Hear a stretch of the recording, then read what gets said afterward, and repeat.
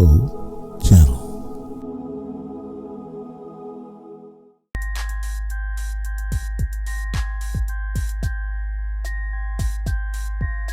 Who are you people?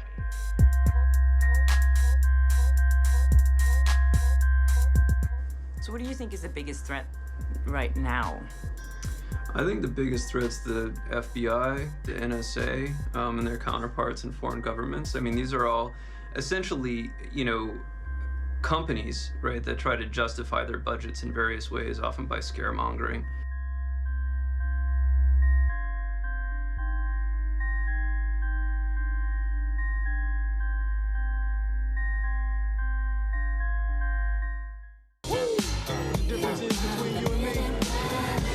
I make this look good. What are the Men in Black? People have been reporting their own Men in Black experiences and eyewitness accounts since the beginning of the UFO cover-up history.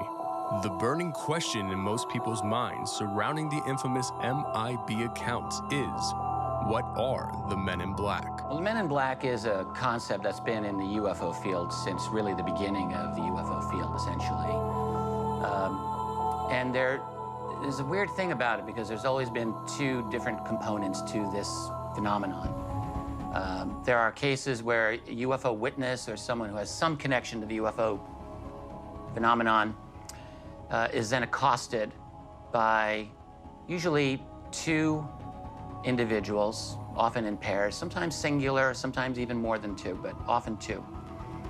And there are times when very ordinary, human-looking intelligence types approach someone and either warn them off of their investigation or will actually make it very clear to them that they're dealing with a UFO phenomenon.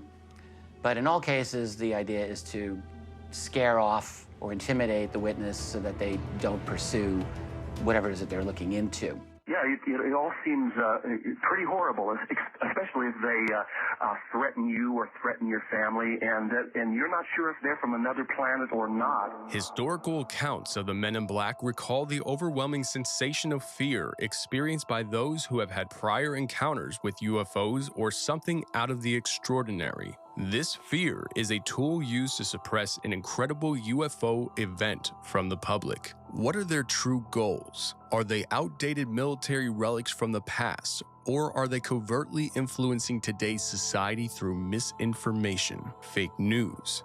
The earliest recorded encounter with a man in black was in 1947. Harold Dahl, a conservationist, was near the shore of Murray Island in Washington.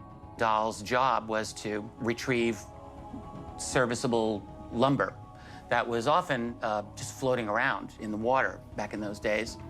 And he would bring it back and that would be their business. That's their business model. And so Dahl is out in a boat for this purpose with his teenage son and dog, actually. And he sees 6 discs.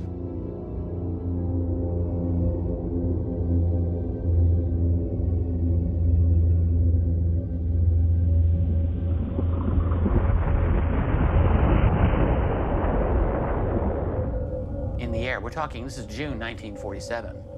This is actually right before, a couple of days before, Kenneth Arnold's famous sighting of flying saucers over by Mount Rainier in the state of Washington.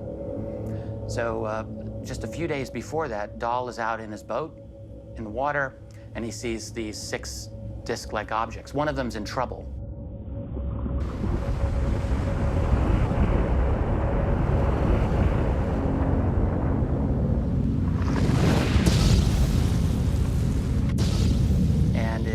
Wobbling, and it seems to be losing its stability.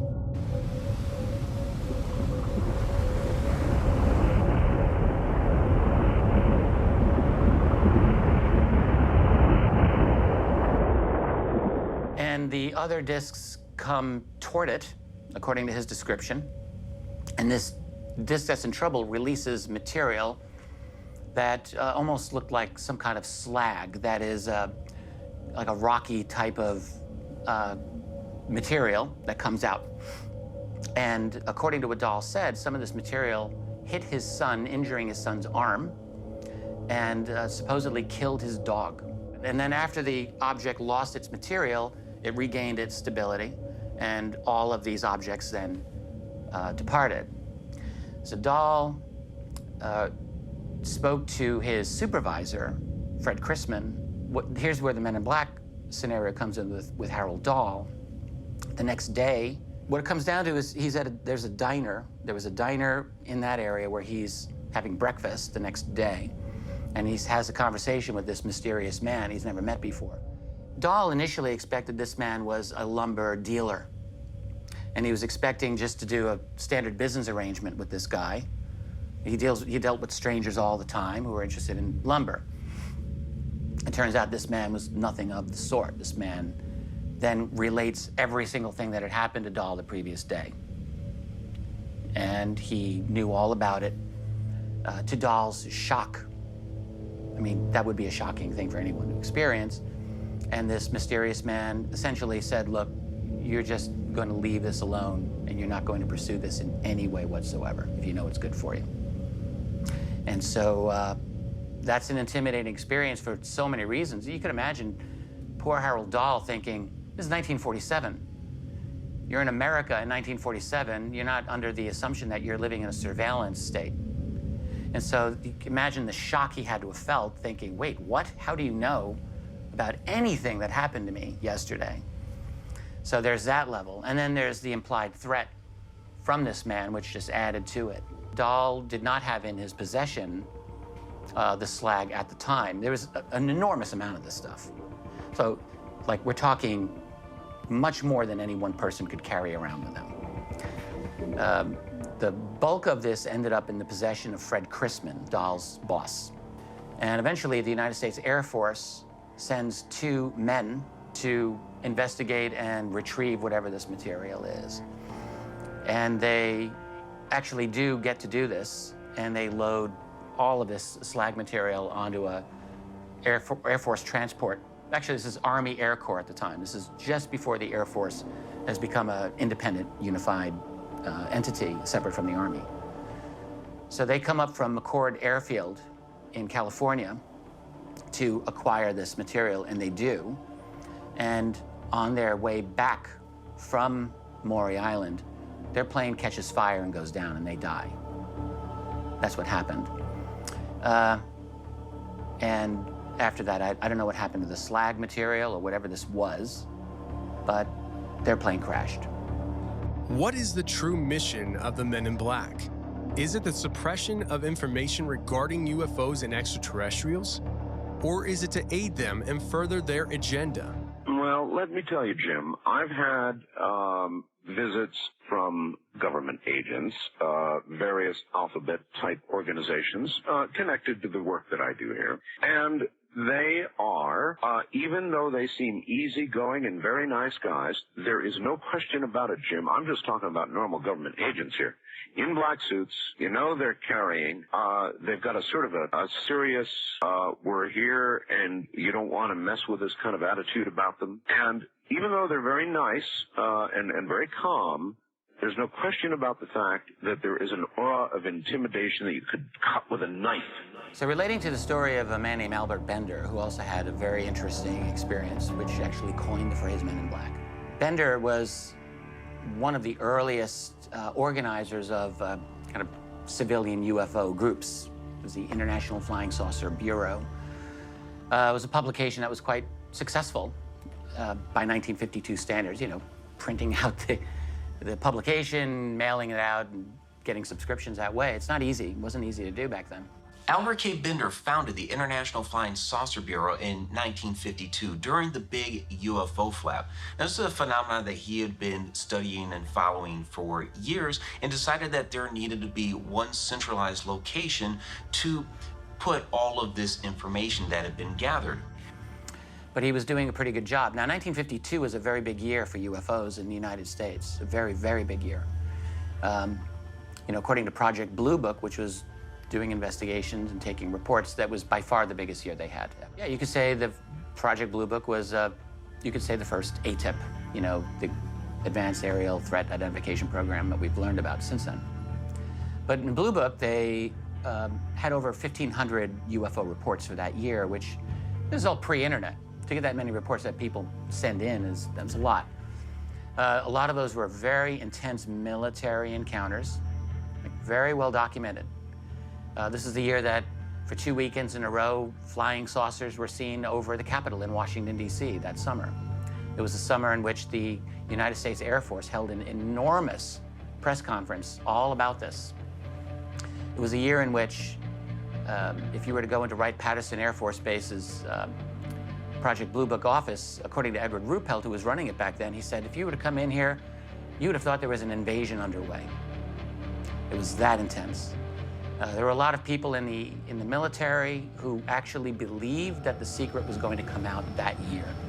That's how big it was. So in the midst of all that, you have a young guy like Bender who is investigating this on his own, and he's getting contributions from other writers, and he's got a decent publication going. It's quite successful. Now, this blew up and went international immediately. Within that first year, he already had offices in the UK and also Australia. And you have to realize this is long before the internet and cell phones and our current technology. He was doing all of this through snail mail and, if he could afford it, long distance telephone calls back when you had to pay long distance charges. So on a very limited budget, he was able to make this very large organization that was compiling all of this information on UFO activity at the time, and also producing a newsletter that would get mailed out as well.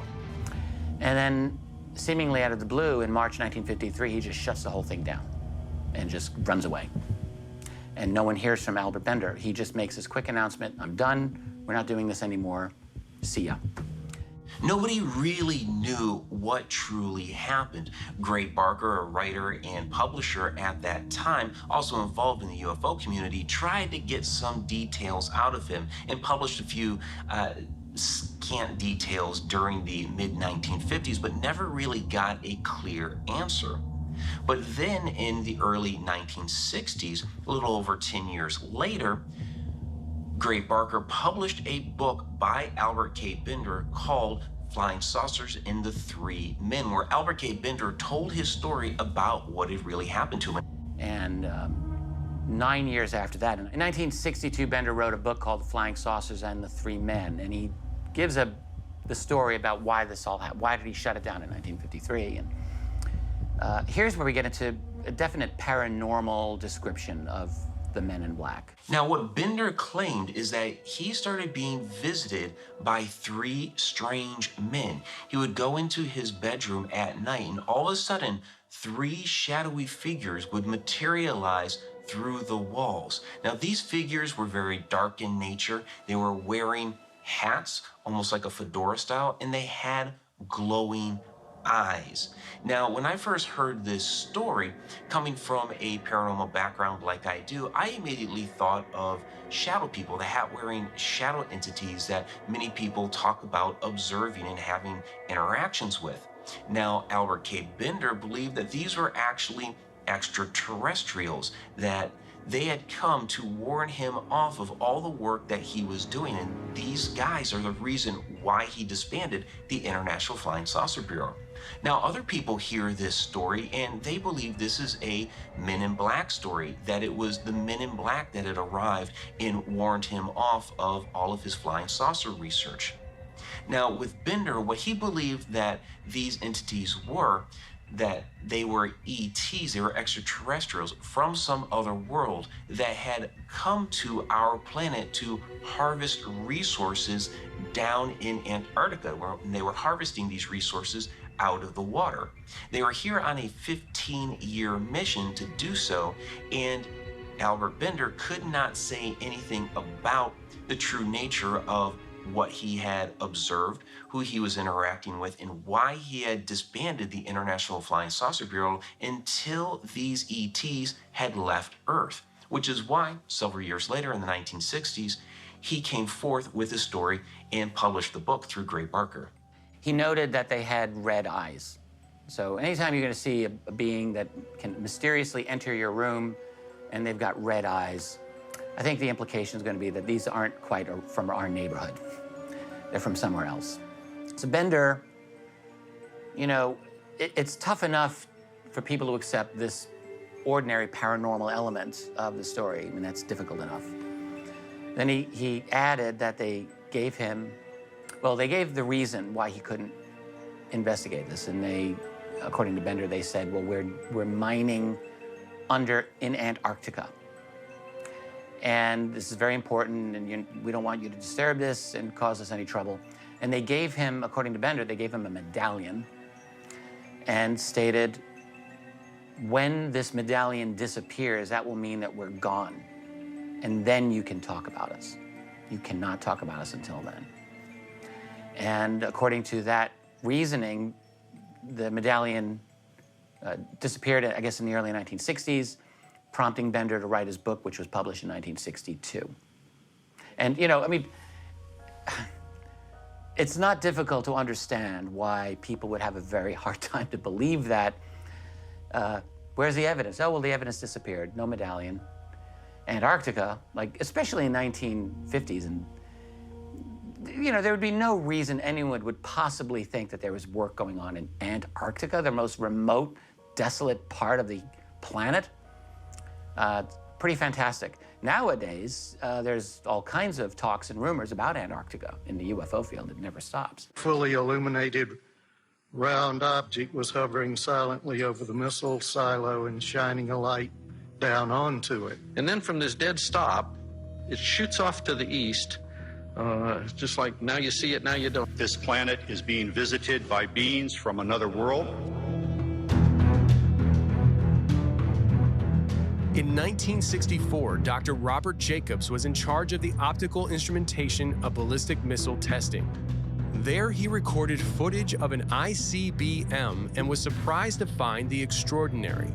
Here, he recalls the events in detail. And flying downrange, we got all three stages of powered flight.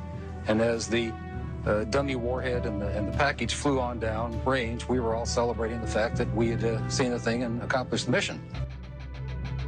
So another interesting story concerned a man named Dr. Robert Jacobs, who was a highly qualified scientific professional who in 1964, he was very much involved in film recording of missile launches out of White Sands Proving Ground in New Mexico, where ballistic missiles were being tested. And what they would do is they would launch these missiles and then record them.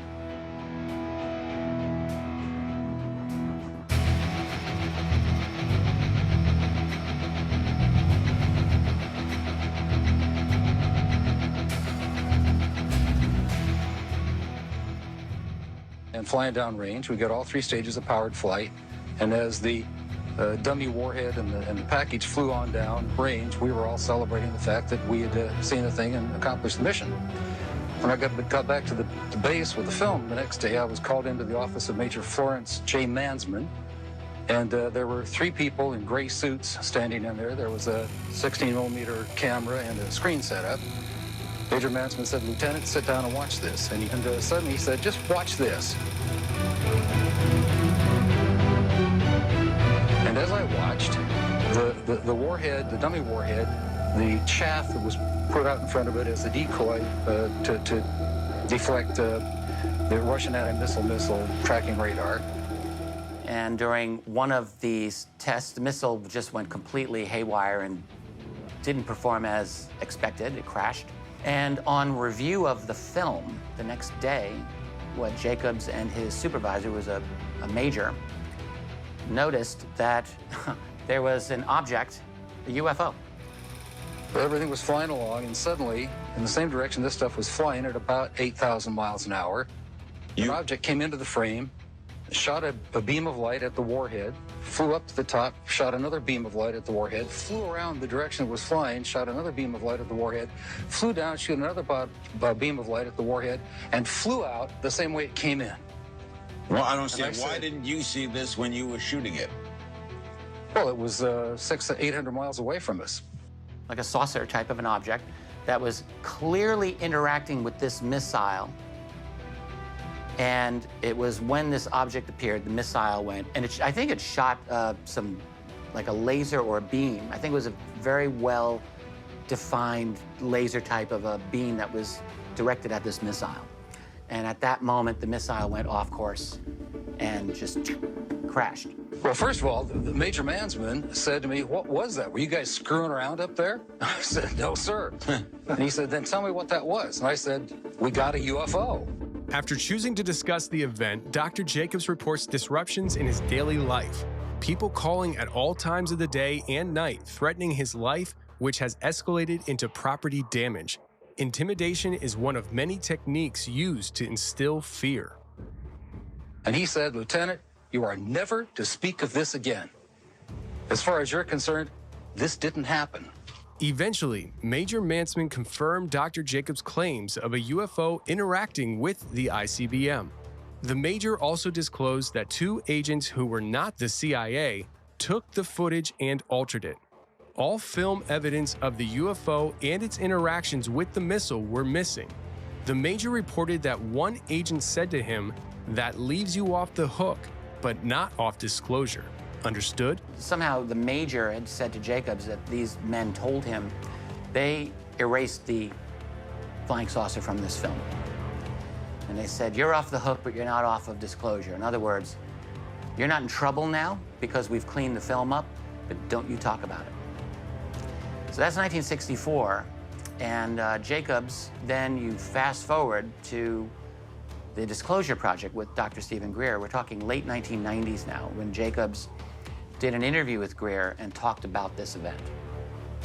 And that was published in Greer's book, I think, the following year, in 2000. And what Jacobs said in the aftermath of that was that he was subject to a range of harassment type of activities. Some of these things would include threatening phone calls at all times of the day, and even to vandalism against his property damage, and acts of intimidation of this sort, which, yeah, that's going to intimidate people. So the whole point of this type of activity, obviously, would be to frighten you, the witness, enough to realize you better not talk about this because you're dealing with people who will do damage to you. And, you know, if they can wiretap your phone or if they can threaten you at any time of the day, who knows what they're capable of doing. Happened to a Dr. Hopkins in Maine in 1976. He was met or contacted by a man in black who was bald, had dead white skin, and no lips. The lips were simulated with lipstick. Now, there have been some visits by these types of individuals in which the witness doesn't believe that they're fully human. So there's an odd component to some of these encounters. And in fact, when you really go through some of those descriptions, it's easy to see why people would conclude that. Some of those individuals are described physically as having very pasty skin or very unusual physical features, like very thin, clothes don't fit them properly, odd behavioral characteristics. In some cases, the witness will say that they almost seem to lose power or energy in the middle of the interview, and then they just leave, as if they're like robots running out of battery power, you know, something like that. So you get these two disparate types of men in black stories. And that's always been the tension that you get with the men in black phenomenon. Are we dealing with, you know, people working through the CIA or Air Force Office of Special Investigation or something like that? Or are you dealing with, I mean, really the implication is, are you dealing with non-humans posing as human beings for their own purposes? And that's always been the tension. As witnesses continue to come forward with their experiences, it is believed that the men in black shifted their approach to publicly debunking those claims through proxy. Credible reports of abductions circulated throughout the UFO community and was met with heavy skepticism by debunkers. He got his start as a debunker in the mid-1960s with the idea of ball lightning to explain away one particular interesting UFO event. Through the 60s, made it his personal vendetta to destroy the career of James McDonald, the atmospheric physicist who was very, very strong UFO proponent. And then by the 1970s, Klass really was hitting the big time in terms of media attention and in terms of his prominence as a UFO skeptic. Certainly by the 1970s, Philip Klass had become the #1 active UFO skeptic by far. Credible reports of abduction circulated throughout the UFO community and was met with heavy skepticism by debunkers. Are you a debunker of all UFO stories? Well, is that your purpose? I look for explanations. Now, you know, you can look at probably the most prominent skeptic of UFOs during the starting from the mid-60s, right through the rest of the 20th century, was a man named Philip J. Klass. Now, Klass wasn't a true man in black, the way that previous men in black were described, you know, coming into your house and threatening you. Klass worked in a different way. He engaged in countless smear campaigns through the media to discredit individuals associated with UFOs, most famously the atmospheric physicist James McDonald, who is really a hero in the UFO field, and rightly so. Klass went after McDonald like a war, a personal vendetta. Klass was someone who was so well positioned through his contacts in Washington, D.C., where he lived and worked. He was a senior editor for a very prominent aerospace aviation magazine, and he was very well connected. Klass always seemed to have information on people. He had this way, and this went throughout his entire career. There is no more exciting story that I could write or Aviation Week could publish than to say, at last, we've come across one UFO report that cannot be explained in prosaic terms. Maybe this is an alien spaceship. Biggest story of all time. Yet in more than 22 years as a hobby of investigating famous, mysterious UFO cases, reports, I have never found one that cannot be explained in prosaic earthly terms. He once tried to bribe one of Travis Walton's co-workers. You know, Travis Walton had the very famous UFO encounter in 1975 where he was missing for 5 days. Klass actually tried to bribe one of Walton's cohorts to deny the whole thing ever happened. He offered him $10,000. This is how Klass worked constantly. You know, just like Philip Klass when he offered me the $10,000. That was a lot of money back in the 70s. And there's always been very, very strong suspicion. No proof that I'm aware of, but very strong circumstantial evidence that Klass was some kind of asset of the U.S. intelligence community doing work for them to discredit the UFO subject. He definitely was promoted by Edward Condon of the famous Condon Committee from the late 1960s that infamously tried to debunk UFOs scientifically. Our latest book, Stanton Friedman and I have written Fact, Fiction, and Flying Saucers. It's based upon years of archival research. He went to Harvard, read Donald Menzel's archival files. I went to the American Philosophical Society. I made several trips there. And what I found in the correspondence files was a plan to debunk those individuals who had very compelling cases, and also to attempt to reduce the credibility of scientists who had an interest in investigating UFOs and who were speaking publicly about that. I have a letter that Dr. Edward Condon wrote to McGraw-Hill, and in that letter, Edward Condon stated, if you need anyone in the media to make public statements about UFOs, I would advise you to use Philip Klass. But Condon certainly worked hard to try to promote Philip Klass as much as possible as someone who would be relied upon to give the proper perspective on UFOs, that is the skeptical debunking attitude on UFOs through the media. Klass is someone who was able to get New York Times op-ed pieces and articles like no problem. He was on CNN all the time, Larry King. He was always able to get access to major media in a way that normal UFO researchers would have just, you know, given up an arm to be able to have, but Klass just had this magical ability to connect with all major media. And you could certainly say that Klass is a new version of a man in black, not in any way like the mysterious, intimidating figures coming to your house. He would just smear you and try to destroy your career. What was recovered was a radar target, balloon board. That is the cover story that was put out. We know it was a cover story based on the testimony of the people who put out the cover story. whatever happened at Westall, whatever the objects were, they were being tracked. They were being tracked from where they were coming from. They'd been tracked over previous days, and there was some sense of there being a surveillance going on of these objects, and that's why the response could be as fast as it was to Westall. That's why the military could get there as quickly as they did that day, because there was some, if you like, forewarning that perhaps these objects had been seen elsewhere in Australia in the preceding days.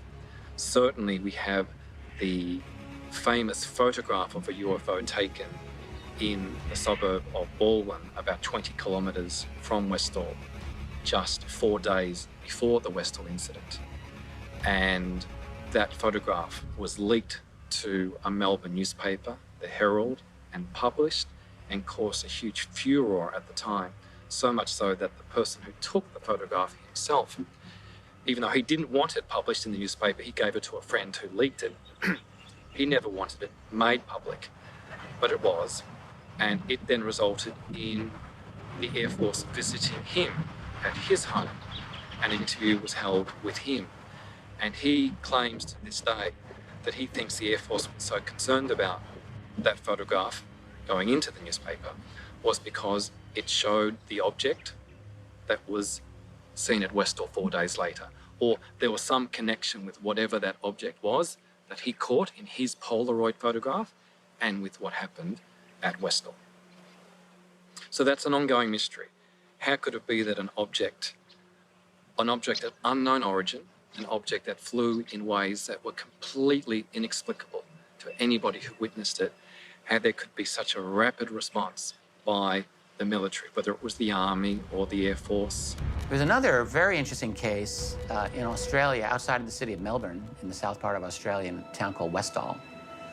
And this is 1966. This is really an incredible UFO incident. I had the privilege of visiting Westall myself some years ago and going to the schoolyard where all of this happened.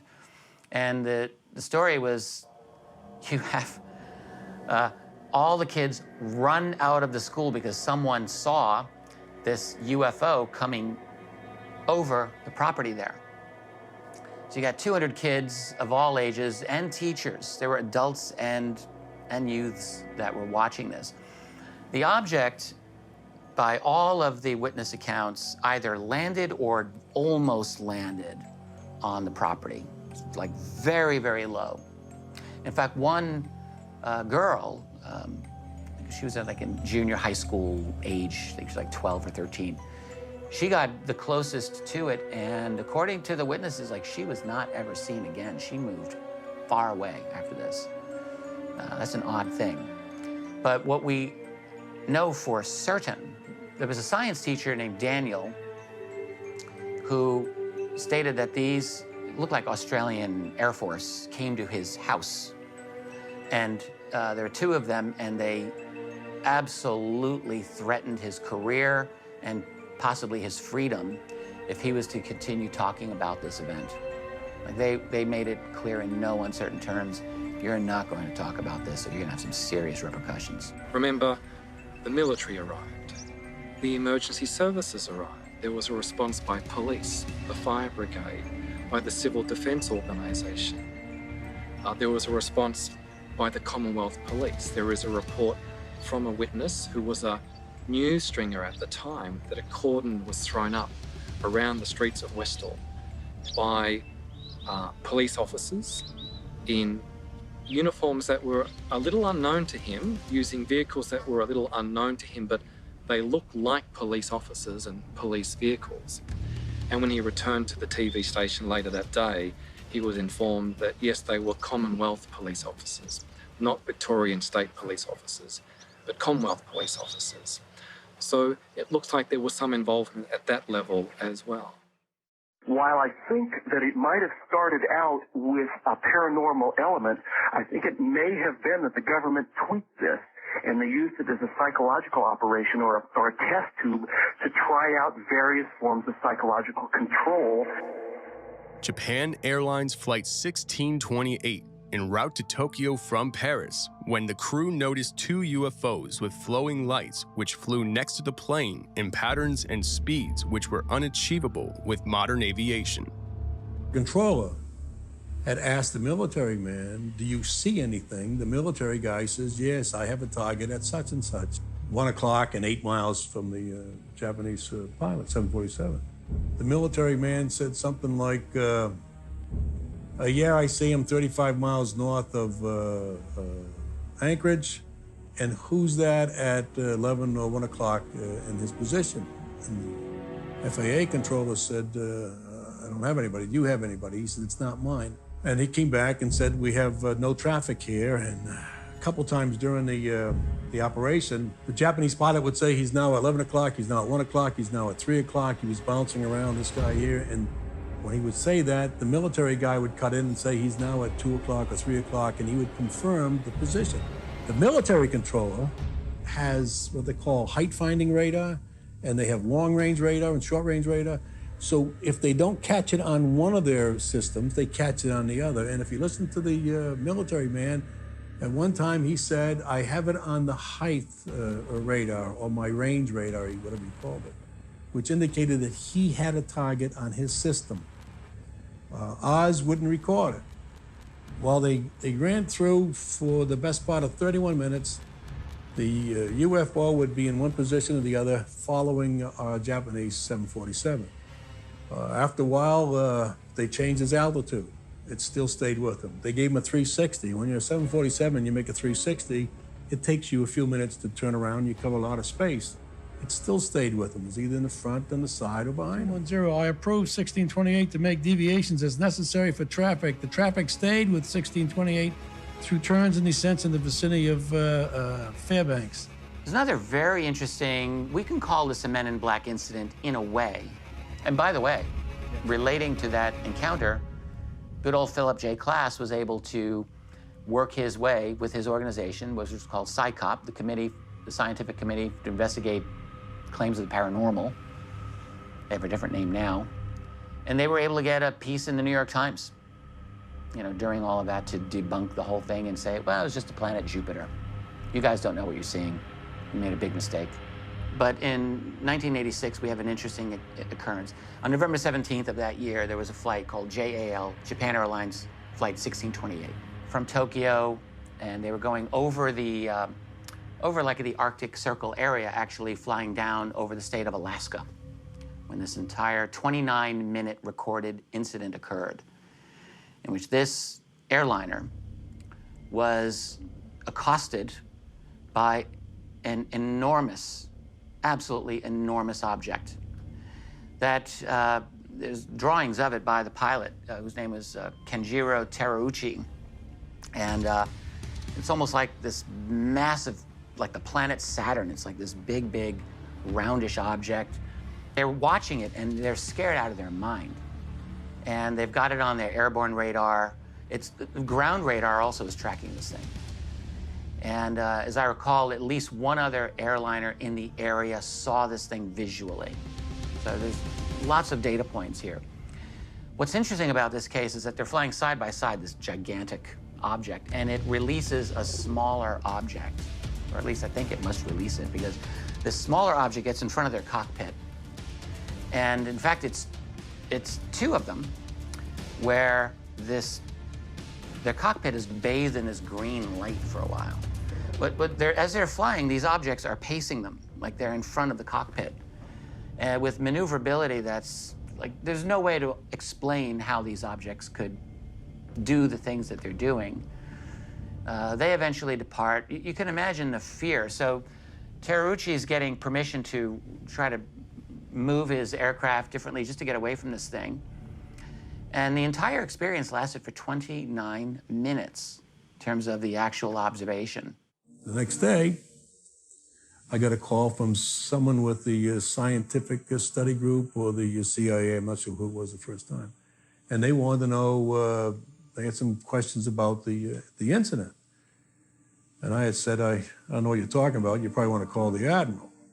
A few minutes later, the Admiral calls down and says, I set up a briefing tomorrow morning at 9 or 10 o'clock, what it was, in the round room Bring all the stuff you have, bring everybody up there, and give them whatever they want.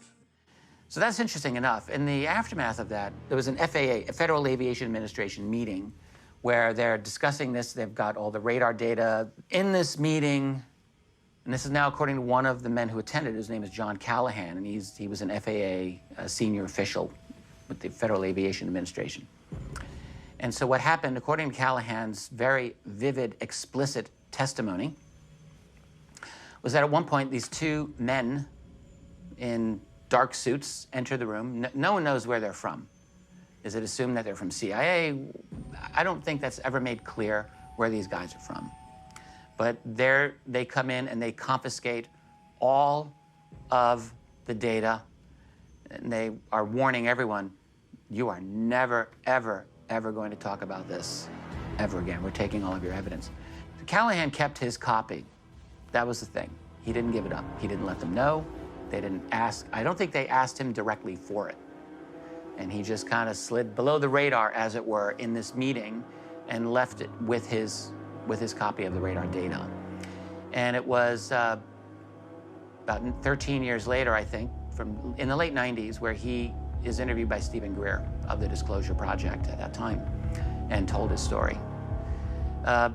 And so what you've got here is another incident of very clear, this is not a paranormal Men in Black experience by any means. These are government guys. These are spooks who are confiscating the evidence. Now, who are they? Are they CIA? Are they NSA? Are they something else? Are they from the Majestic 12 or whatever, comparable organization there would be to Majestic 12? Maybe it's called Zodiac. That's a big possibility. But they're from a group that their job was to take that UFO data. And Callahan is really worth listening to. He was a very upfront, extremely candid, very articulate, very smart man. And he's got the credibility and the background to back up what he said. That's the thing that makes him so compelling. When they read the reports that come through, the FAA has to protect themselves, so you can't say you saw a target, even though this is what he said. So they made him change his report to position symbols, which makes it sound like it wasn't really a target. Well, if it's not a target, then a lot of the other position symbols that we're separating from aren't targets either. And when I read that, I thought, there's something fishy here, that somebody's worried about something rather than they're trying to cover up. Who do the Men in Black work for? CIA? The FBI? The NSA? Something else entirely? Even in the military, the Men in Black are a mystery. Over the years, encounters with Men in Black have decreased as their legend has grown, even into pop culture. No longer are you interrogated and threatened by a government spook or a nameless agent from an unknown cabal of organizations. As proxies continue debunking and smearing credible witnesses, the Men in Black have evolved their technique to control the narrative through misinformation. Literally, fake news. Take Richard Doty, former special agent of the Air Force who was tasked with infiltrating the UFO community to instill doubt and misinformation of UFO encounters. Men in Black have always been present in the UFO community since back in the 50s and 60s. And if the sighting or report of a sighting or acquisition of photographs were important to the government, the MIB, Men in Black, would show up trying to obtain what information these witnesses had regarding the sighting or the acquisition of photographs. If they took some photographs, the MIB would show up and try to get those photographs. Ever since the 50s, people started seeing flying objects, reporting flying objects. Depending on the accuracy and the credibility of the people that observed these objects, and depending on what the government knew about what those sightings were, it would have depended on whether the government went out and got the information or tried to quiet the people, the witnesses that saw it. But it's happened. It's real. It's a controversial subject matter both within the public and within the government. But my knowledge is I've actually been involved in the Men in Black in that we didn't call them Men in Black, but they were people within a certain agency within the government, the Air Force Special Activities Center. They're the ones that control these Men in Black. There was a unit stationed at Fort Belvedere, Virginia, that dealt with obtaining information from witnesses. But the controversy, of course, centers around how these Men in Black, or number one, who they were, number two, how they obtained the information for witnesses, and number three, where that information went after the Men in Black got the information. Now, these Men in Black, as you call them, that are prominent within the UFO community, they have a mission. They're assigned to an intelligence unit. They're given a mission to go out and interview these witnesses that saw this or that have already reported a sighting or collection of data, pictures, so forth, evidence. And so they're out there on a mission. Now, how they operate that from that point on is really up to them. How are they going to get that information? If you are the witness, and we've tried officially where two Air Force officers come to you in uniform, not Men in Black, but in uniform, come to you and say, we're from the United States Air Force, and I understand you have pictures of something that you saw last week, and we would like to see them because we think that those pictures could be of a classified project. So we would like you to show them to us. Well, if you say, they're my pictures, I took them, I don't have anything to the military, you don't have no jurisdiction over me, no, bye. And so the Air Force officers leave, and the next day or 2 days or 3 days later, you're visited by two other men. I'm U.S. government credentials, and you took pictures of a classified aircraft yesterday or whenever, and we need to look at those pictures. And you only have one way of doing this. You have to turn them over to us, or we're going to go to the court of law or some other threat. So those are the type of operations that I've seen, I've been involved with. Whether they eventually turn it over, if they don't, there's other means that they can use. But there's other ways. Surreptitious entry into your home. You come home one night from the movies or going out for dinner, and you come home and you find your house to be perfectly the way that you left it, except that where those pictures were stored, the pictures are gone.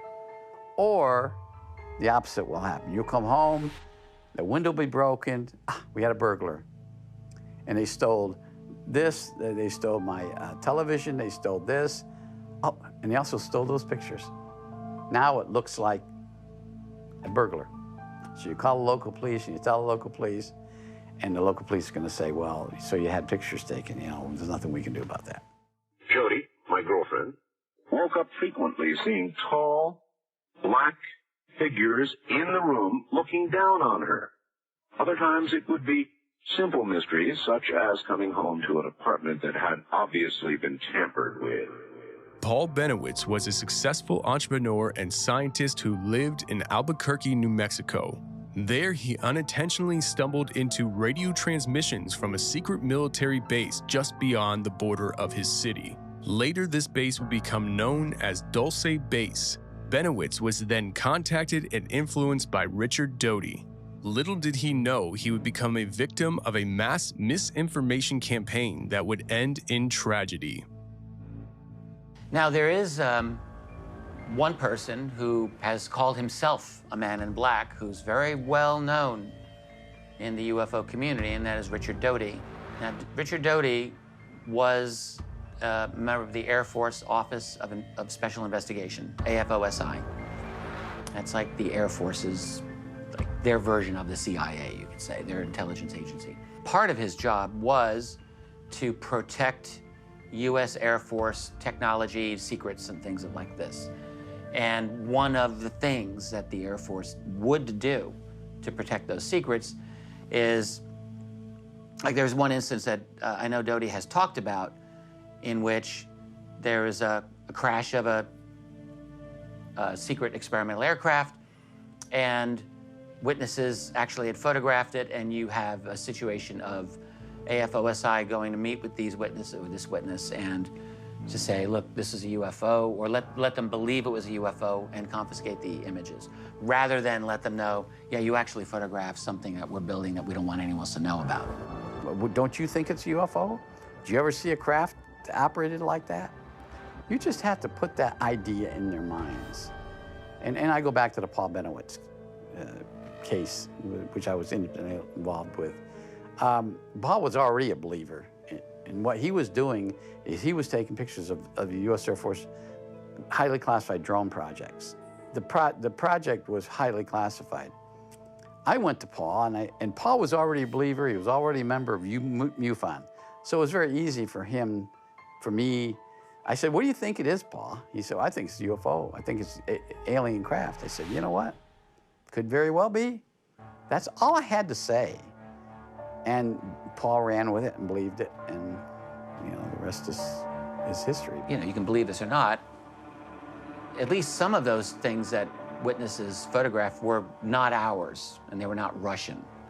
So there were instances, according to him, this is my understanding, in which there were objects that were not from here, but they wanted that information as well. Now, again, is this true or not? Who knows?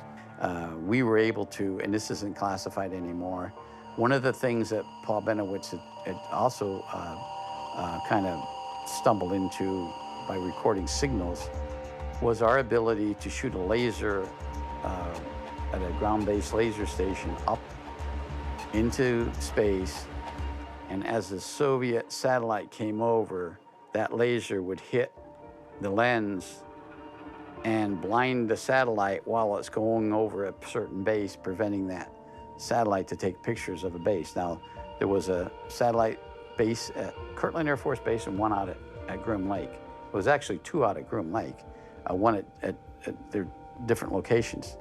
And that's when every time a Soviet satellite would come over, they'd shoot that laser up and blind it so they wouldn't be able to take a picture of what was on the ground.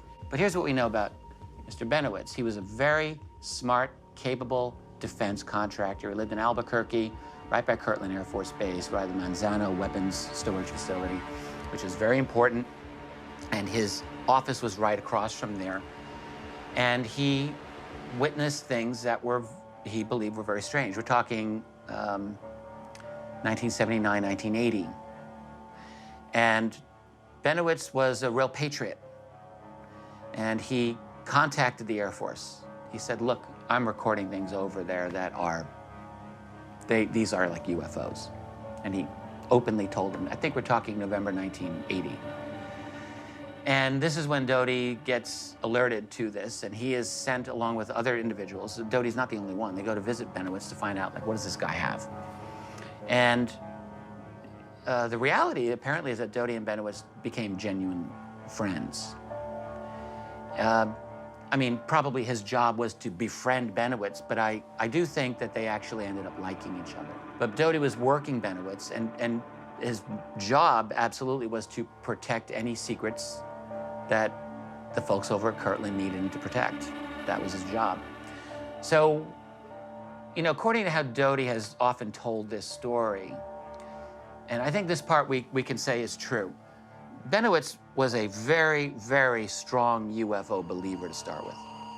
And even before he was seeing things over by Kirtland, he was involved in at least one, let's call it an investigation of a cattle mutilation incident and abduction relating to a woman named Myrna Hansen, who went through hypnotic regression, I believe, in fact, by Dr. Leo Sprinkle, who's a very well-known individual in this. And Benowitz was there, and Myrna Hansen was regressed, and she gave a very detailed account of being taken to an underground facility. It's like very heavy-duty stuff.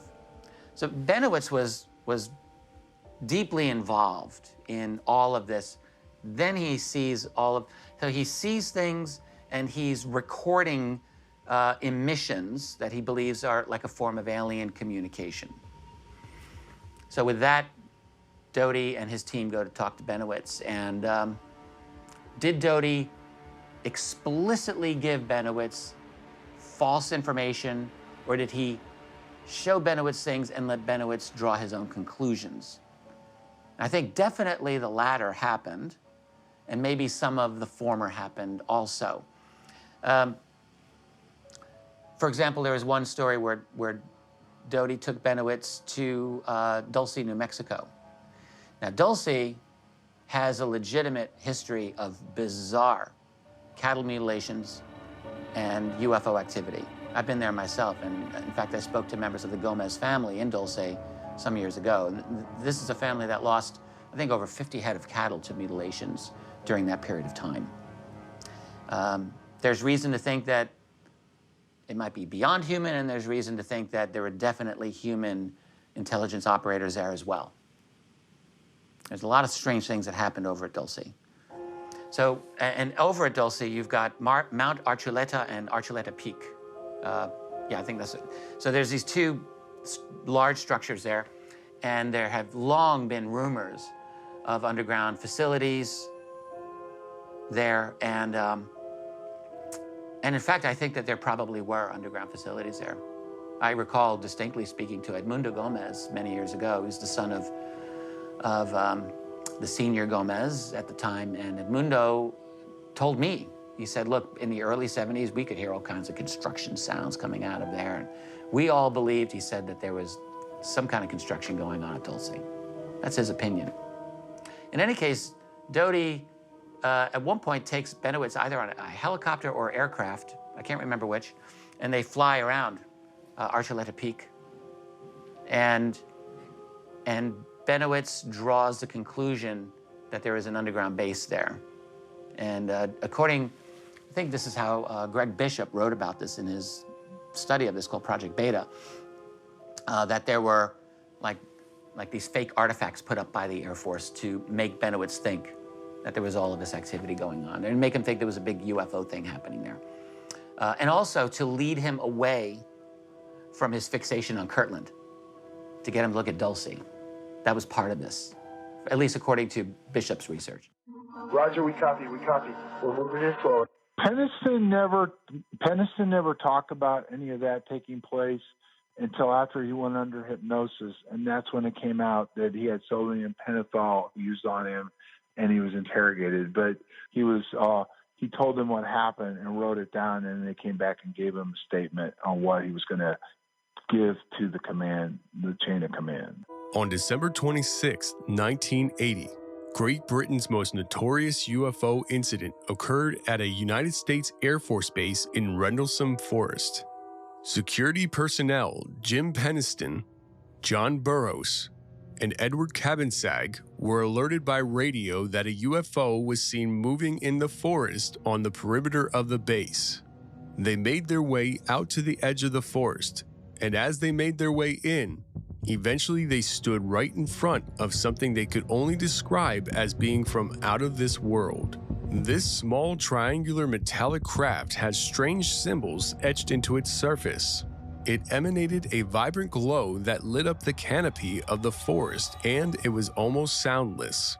It is said that the craft took off in an instant from the forest floor as if it disappeared into the night sky before them. These three eyewitnesses made their way back to the base by car, where many other observers of the UFO were stationed. As they arrived, they were surprised to have men in civilian clothing waiting for them. And to quote John Burroughs, "There were gentlemen there with sunglasses who took Jim and Ed off somewhere. We no longer saw them after we traded in our weapons, and I felt betrayed because they wouldn't talk to me anymore. What was said to them to clam them up so tight? I have no idea." This story follows an age-old pattern of a prominent Men in Black cover-up. A UFO incident occurs. Experiencers witness something that shouldn't exist in our conventionally understood reality. A meeting then follows between these experiencers and the men in black, which strikes fear in them to never speak about what they saw or experienced. We've got to get to it. We've got to get to it. We've got to know what it wants. Two people that were involved identified Green as being there, and Doty also said that Green came in. There was three teams that came in, CIA, OSI, and NSA, that came in involved right after this happened. I served in the United States Air Force for 6 years, from 1992 to 1998. First 3 years were at Elmendorf Air Force Base in Alaska, and the other 3 years were at Fort George G. Meade in Maryland, the home of NSA. Now, my role for NSA was as a computer technician, primarily systems and network administration for a specific surveillance group. I cannot get into specifics of what exactly we were surveilling, but essentially I offered computer support for those that were performing this function. Of course, I had a top secret clearance, a TSS SCI clearance specifically, and that is very compartmentalized. Now, on occasion, we did have a need to exit the NSA campus and go to an off-site location. And there are a plethora of these types of locations across the country. And these locations were basically hidden in plain sight. You know, they would be at just small, maybe strip malls that were, out of the way. So they just had some local businesses, some different offices, that sort of thing. And when we would have to go to these locations, we could not arrive in our military attire.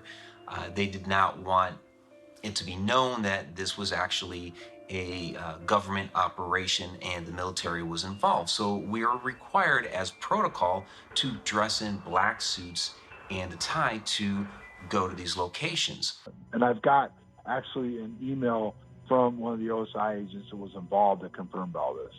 It's telling us to come to it. We can feel it. I personally was never, we have a memory of having that happen to me. Now, there's other people that were there that have talked to me and said they saw me come up, they saw me go into the same place they were involved with and everything else. But my personal recollection, which I have a lot of missing parts, the fact is that different people remember being interrogated. I just don't. And I don't know if they were able to block it all out of my mind, or I don't know. And I've never tried to sell that. The only thing I ever did was that I went out there a second time, and that's when I disappeared for a while. I don't know. I mean, I don't know. Was that an MIB experience? Black helicopters, military abductions that happen. Sometimes people are taken and they talk about then being visited by, military personnel and debriefed about their abduction. So Dan Aykroyd, the actor, the comedian, has a very interesting story about Men in Black as well. And it's funny, I have my own little oblique connection to this, very, very small. But in 2002, Dan Aykroyd had a TV show called Out There. And it was a UFO show. Dan Aykroyd, of course, everyone knows Dan Aykroyd is very interested in UFOs. He's very knowledgeable. He knows this field. He's very sophisticated with it. And he wanted to do a serious treatment of the UFO subject. And in fact, this is 2002, and I was one of the new guys in the field at that time, and I had actually myself gotten communication from his team, and they were interested in interviewing me for this show. So I was excited. I thought, wow, this is awesome.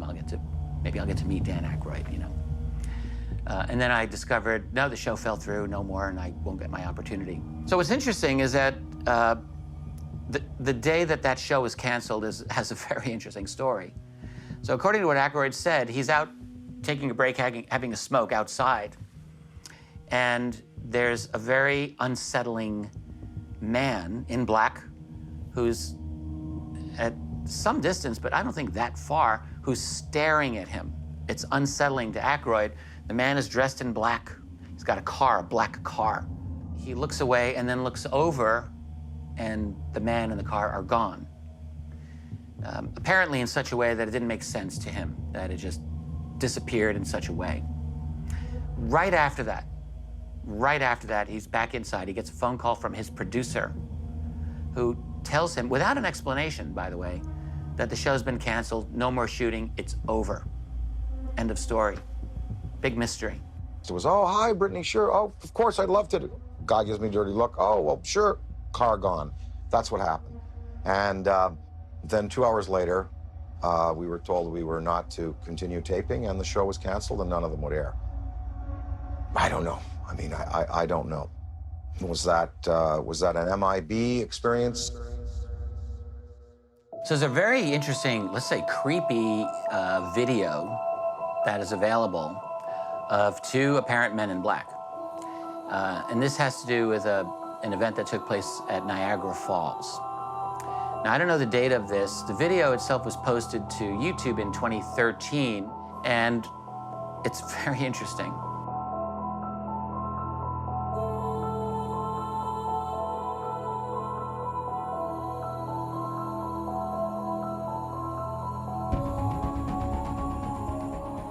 So what you have is a situation where a hotel employee at Niagara Falls, the night before, apparently had shot a very impressive video of a vivid and I think large UFO over Niagara Falls. The very next day, called in sick. And on that day that he had called in sick, there are these very two odd men, very intimidating looking men. And all of this is caught on the hotel security camera. And it's interesting because you see all the hotel traffic, people coming in and out of the hotel. And then you see these two fairly large men in these big black trench coats with hats. And at least one of the people there is like obviously intimidated by them and walks away. You can see that in the video. So they go in. And furthermore, when you see, at least to my view, one of them walked in a very odd way.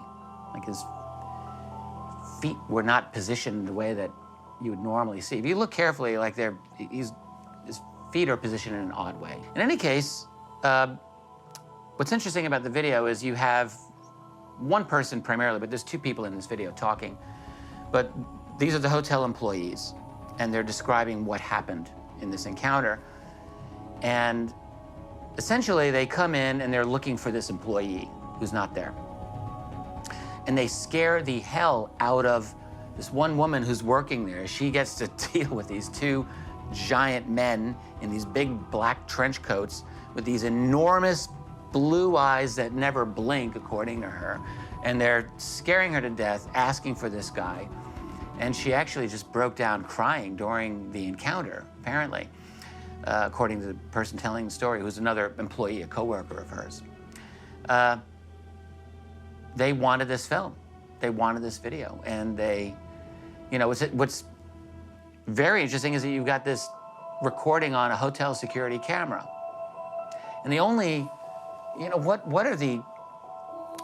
what's going on here? It's either a massive hoax that the entire hotel staff wanted to participate in and create this thing. All right, I suppose that's a possibility. Or it's true, or it really happened the way that it seems to happen. And I don't know what to say about it. I don't know the names of any of the people, and have they been interviewed subsequently? Do we have names? What happened to the employee? What happened to the film that he shot, the video?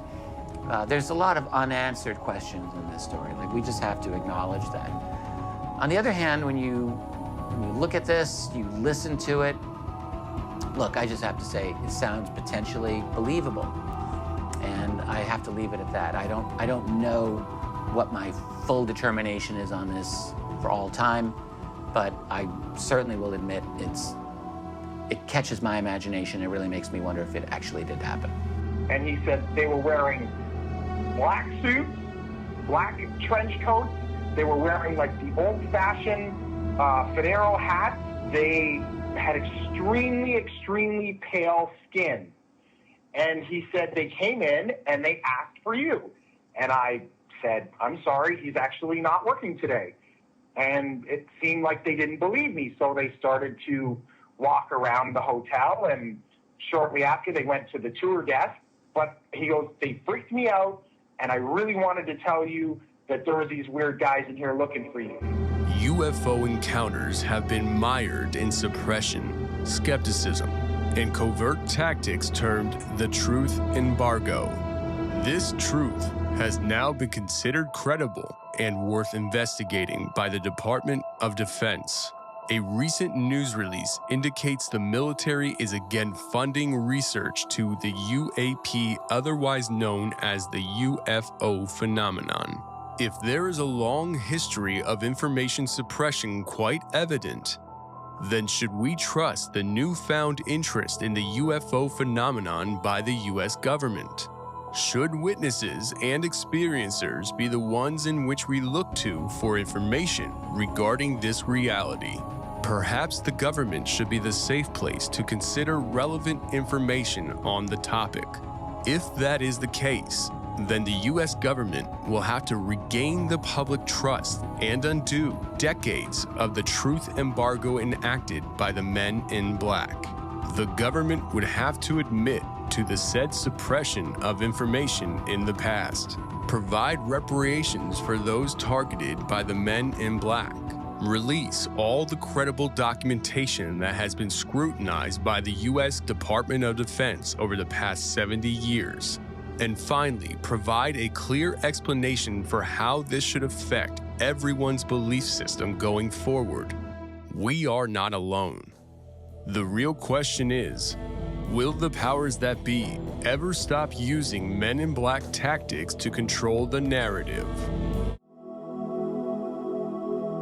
We'd like to ask for your input. Share your opinion and expertise with us in the comments after watching the video. If you're a subscriber, you'll always get a heart from us as a small thank you, and we'll pin your important post to the top where everyone will read it first. Just make sure you've already subscribed, like the video, and mention both at the beginning of your comment.